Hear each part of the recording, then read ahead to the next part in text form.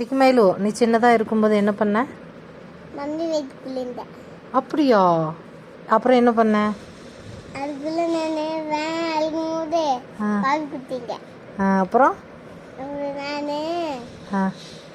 நான் ஊசி போடும்போது அதுக்குள்ளே நான் ரவி அப்பயே பால் வச்சுட்டாங்க பதில். அப்புறம் ஷூ பாட்டில் வச்சு ஷூ தண்ணி குத்தானே நான் அழுதுனேன். அதுக்குள்ளே ஜில்லி தண்ணி குத்தாங்க. அதுக்குள்ளே நான் கொண்டு மூடு.